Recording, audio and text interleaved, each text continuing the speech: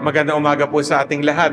Magandang umaga po. Tunay nga napakabuti ng Diyos na dahil ngayon pinagdiriwang natin ang dakilang kapistahan ng pag-akyat ng ating Panginoong Kristo sa langit. Mapapansin po natin, simulan natin ang panahon ng Pasko ng Pagkabuhay nung linggo ng muling pagkabuhay, at ito ay 50 araw matatapos sa araw ng Pentecostes sa susunod pong linggo, no? At maituturing po natin na itong kapistahang ito, no, ay parang kumbagay parang tulay pagtawid, no? Pasakalye sa ating pangarap, no, sa ating buhay bilang mga Kristiyano. At ano po 'yon, no? Ang pangarap na buhay na walang hanggan. Kasi kaya nga po si Jesus ay hindi lang nagpakasakit, namatay, kundi muling nabuhay ay para ipagkaloob sa atin ang kaligtasan. At ang kaligtasan yan ay pagtamo natin ng langit. At ito si Jesus, no, sa ating mga pagbasa, lalo na sa unang pagbasa at sa ating ebanghelyo, nandoon yung larawan ng pag-akyat ni Jesus sa langit, no, na tinanaw at nasaksihan ng ating mga apostoles, no. At alam po natin, no, na kumbaga, yung kanilang nasaksihan, nakita, no, ay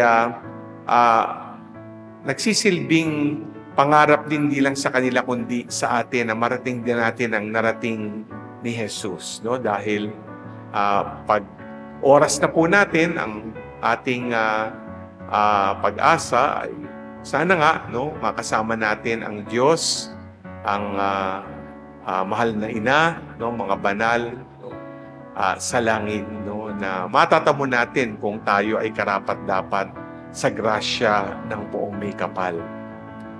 Pero magandang itanong, no, paano ba natin mararating ang langit? Paano ba natin mararating ang buhay na walang hanggan? Kung pag-aaralan po natin ang mga ebanghelyong sinoptiko, 3 po yan, no? Mateo, Marcos at Lucas. Meron silang bersyon ng pag-akyat sa langit ng Panginoon. At nakakatawag pansin na kay Marcos at kay Mateo, nandun yung paghahayo, no?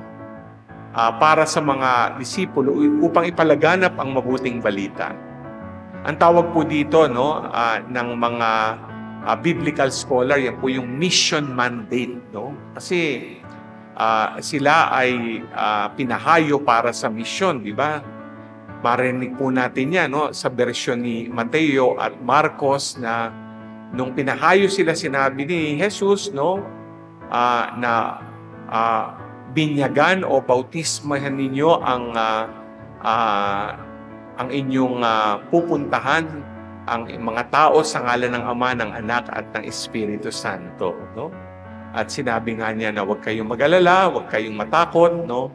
Ako'y sumasa inyo hanggang sa dulo ng walang hanggan, no? Kaya nandun po, no? Nandun yung pangako ni Jesus. At tunay nga, no, dahil ang pangako naman ni Jesus sa kanyang mga apostol, nasasaad din po sa ating ebanghelyo ngayon, ay ang pananahan ng Espiritu Santo, no? Sabi nga niya, ako'y aakit sa langit, no? Pero antayin ninyo, dadating ang Espiritu Santo, no, na bibigyan kayo ng kapangyarihan para tupdin ang misyong sinimulan at tinapos ko.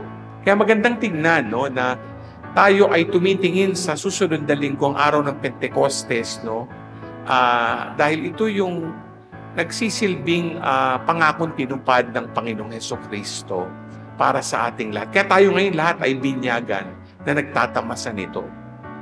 Sa ating ebanghelyo ngayon, no, pinapakita naman yung tinatawag na witness mandate, no? Kasi yung mission mandate, paghahayo. Pero sabi nga dito, sa ebanghelyo ayon kay Lucas, no, tandaan ninyo, no, sabi nga, kayo ay mga saksi sa mga bagay na ito. Di ba? Narinig po natin yan.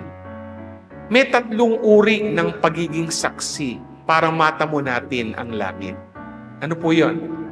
At nasasaad din po ito, no, sa ating banal na kasulatan. Yung una po ay yung pagiging saksi ng pagsisisi at kapatawaran ng mga kasalanan.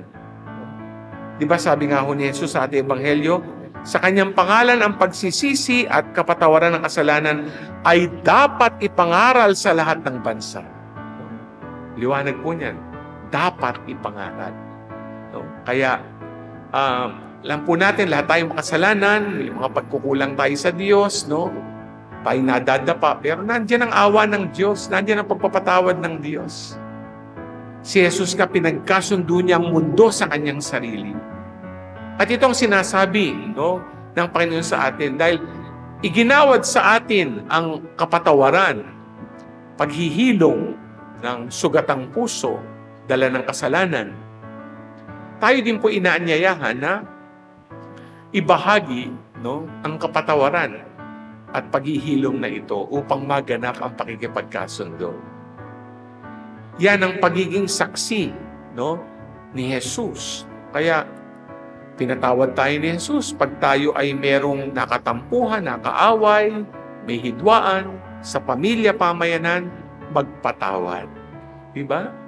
Dapat hindi dapat natin panatilihin ang galit, puot, sabi nga nila, dapat pagpapatawad para maganap ang paghihilom, para maayos ang relasyon at maganap ang pakikipagkasundo at pagkakaisa. Yung ikalawa po ay pagiging saksi ng kagalakan. Mapapansin nyo ba? Sa ating ebanghelyo, ito yung naganap, no? Nung sabi nga, no? Lumalayo na paakyat sa langit ang Panginoon, no? Sila nagbalik sa Jerusalem, taglay ang malaking kagalakan. Diba? Palagi sila sa templo at doon nagpupuri sa Diyos. Kaya napakahalaga, no? Na ang galak ng Panginoon, no, ay makita sa atin. No? Nadamayan ng mga apostol, kaya nga, no, ito ay kanilang ipinalaganap. Tama naman, no, dahil ang ipinalalaganap natin hindi naman masamang balita, kundi mabuting balita. Kaya dapat, kung ipapalaganap natin ang mabuting balita, dapat puno tayo ng kagalakan. No? Huwag tayong Kristiyanong nakasimangot. Kaya nga sabi nga ni Pope Francis, no, isa daw na paraan para ipalaganap ang mabuting balita ay yung ikaw'y nakangiti lang. Di ba? Tingnan nyo nga yung katabi nyo. Ngitian nyo nga kahit walang ngipin yan. Sige nga ho, ngumiti kayo. Ayan. Ayan. Iba, iba. Pag ang kaharap mo nakasimangot, no, lalayuan mo. Pati ikaw napapasimangot. No? Napakahirap, no? Pero pag ikaw ay nakangiti, nakaharap din sa'yo nakangiti, yung ba'y magaan sa dibdib, di ba? At nararamdaman mo, no, kahit papano, ang kagandahang loob ng Diyos. Ay dapat, no, ipalaganap natin ang kagalakan ni Kristo. Pero meron pa pong ikatlo, sabi, dapat tayong maging saksi ng pag-asa. Tama-tama naman po, di ba ngayon ay taon ng jubileo ng pag-asa, no? At alam nyo, sabi nga, ito po yung 59th World Communications Day, yung pandaigdigang araw ng komunikasyon. At alam nyo, ang Santo Papa, naglabas na nga ng napakagandang sulat niya noong pang-Enero. Sabi ni Pope Francis, no, dapat, no, may pagkabanayad, no, ang ating, no, pagpapalaganap ng komunikasyon, lalo na, no, sa panahon ng digital world, no. Yan ang mensahe niya sa mga social communicators. Kasi ang problema daw ngayon, pag titingin ka sa social media, sa internet, maraming disinformation, di ba? Maraming fake news, at may mga balita, may mga images, no, may mga kwento, na imbis na ikaw ay talagang matutuwa o magkakaroon ng kapanatagan sa iyong puso, magulo.